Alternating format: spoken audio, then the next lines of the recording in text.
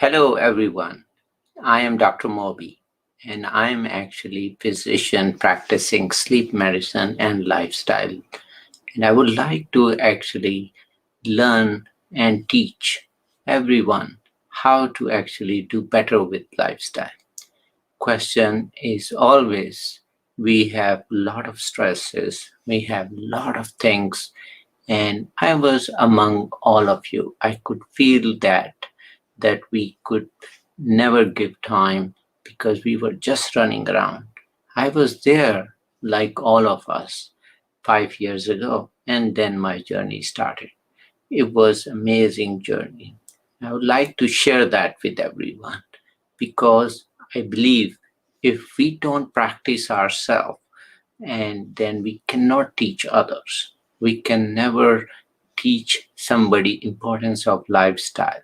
So my journey started 5 years ago.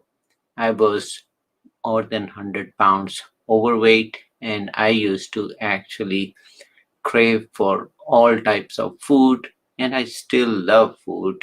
Don't get me wrong, because food is not something that is we cannot love because we are born with it. This is basic instinct of human being. Question is always how to regulate it and why to regulate it. So there are parts in the brain which control our appetite, hunger, as well as sleep.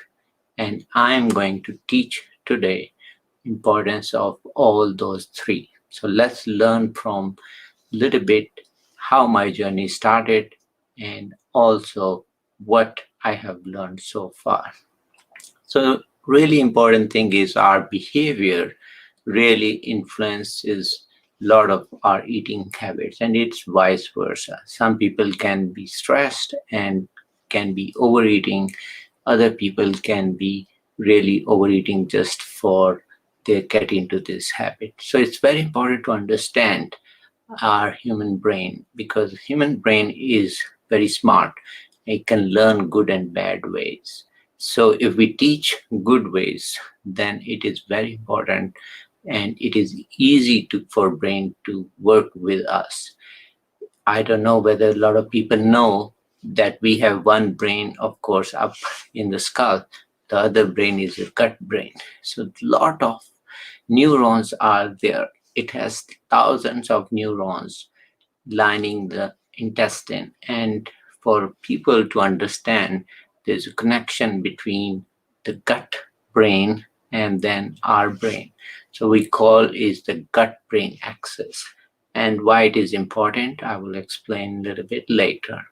So our influence, how we eat. So imagine if we look at the food and we start salivating. So guess what will happen? There is already anticipation we're gonna eat. And the question is how much we're gonna keep eating and when do we stop? So signal has to come from up there and say, no, we have to stop and this fulfills us. We have to probably now dwell on maybe eating later. And that is called mindful eating. I want everybody to kind of pay attention. So what happens if we eat and keep on eating? So few things, either we throw up and or there is a better option that we can stop before that and keep some amount in the stomach for water and keep some hungry because it's very important. Then don't stretch that organ, which is stomach, because more we stress it, more we stretch it, then the more problem happens. It gets bigger. And guess what will happen? It'll ask for more food next time. And then that cycle continues. So how we break that cycle is very important is try to minimize your eating habit.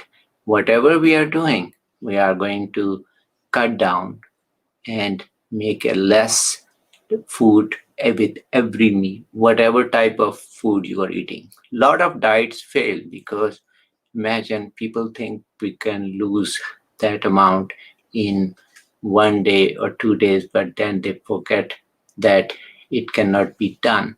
As a result, they basically lose the ability to control their appetite.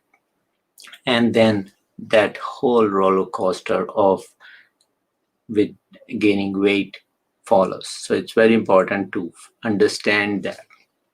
Other important thing is I want to emphasize is sleep. Sleep is a keystone of our health. So if we are not sleeping well, guess what will happen? We are going to actually have problem in terms of our sleep apnea as well as snoring. So those are very important parts of it. Influence our appetite.